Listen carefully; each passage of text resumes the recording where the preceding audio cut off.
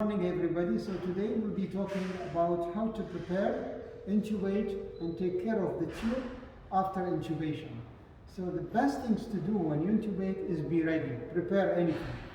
So to intubate you need to make sure that you can provide positive pressure ventilation with, for example, here we have the self-inflated bag with reservoir connected to the oxygen. That's very important. You can use also the T-piece resuscitator, you can use the new puff, you can use the flow inflation. You need appropriate size, so you make sure that if you need, before the intubation, to resaturate the baby, or let's say if the intubation fails, that you can provide positive pressure ventilation. So this is very important. The second is you need to have a suction. So the suction should be ready.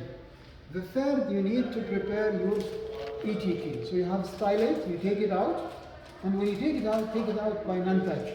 Of course, you need to put your gloves on. So this is ETT. I'm going to open it. Okay? And no touch. Okay? And also I'm going to open this and also no touch.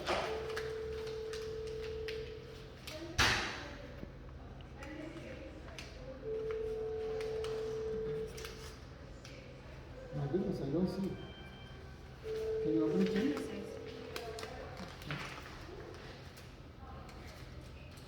Thank you. Just open it. Yes. Open it. Thank you. Okay.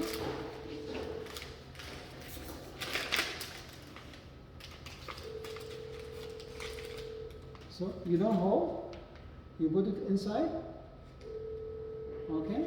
You make sure it does not come from the outside of the. And then you mount it. And make sure it's not coming from outside. And then when you give it to the intubator, you don't need to, you just can keep it like that. And remember, when the doctor or the intubator want to intubate, he was looking to the airway, he will not look at you. So you need to give him in a good way, anterior, like this. So you handle the tube in a correct way. So first you need to fix it very well here. You can fix the stylet on the ETT. Okay, so you fix it very well. And again, when you give it in a correct way. Here, doctor. Because they will be looking and they won't look at you. So you need to not give it the other way. No, the way that it goes to the intubation. So they can hold and intubate. That's for the ET. Again, the self-inflating are ready, the suction are ready. And then you need always to test your laryngoscope. So the tube is ready. And you need always to test your laryngoscope. What you need to test is the laryngoscope itself and also the blade. The blade should be correct size for a 10 baby's thing. Can you open it to me? Yeah?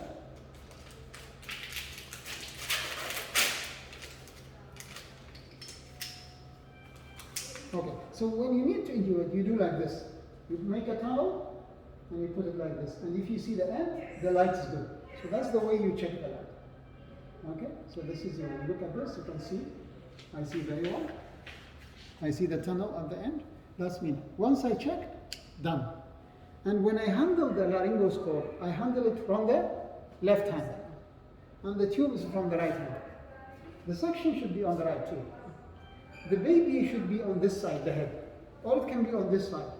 Not from, because normally the head should be here for ventilation. But when we intubate, the baby should be in a sniffing position. So the tip of the nose and the chin should be on the same level. So sometimes you need to put something on the, so when I intubate, somebody will help me. Hold the tube. Hold the tube. You will help me. Hold the tube. Hold the tube. The way I told you. You are from the side and suction is ready.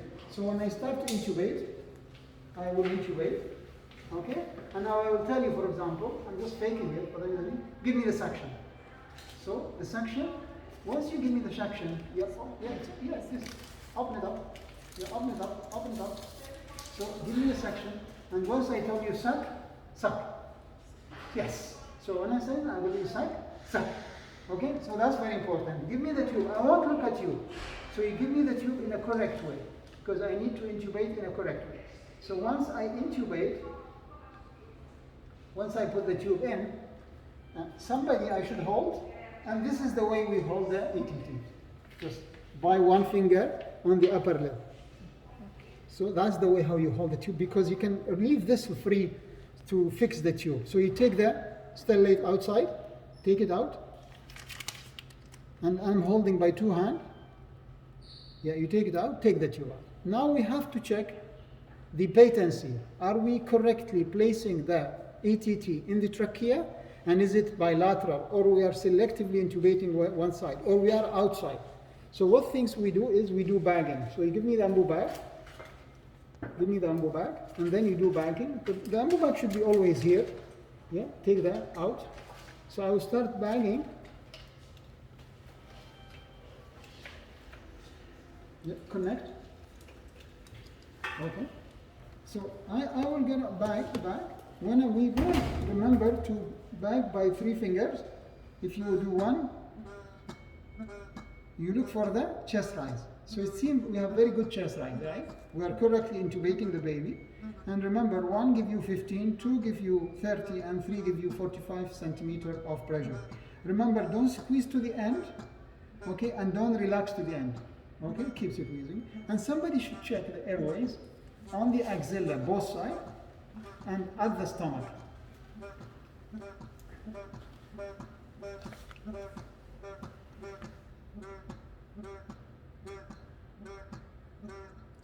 Okay, so we are good. Now we will fix the tube. You want somebody to fix the tube? Fix the tube. So you fix the tube in the middle. You do T-shape from this side and T-shape from this side. Okay? Yeah? You turn it on the ATT. Yeah?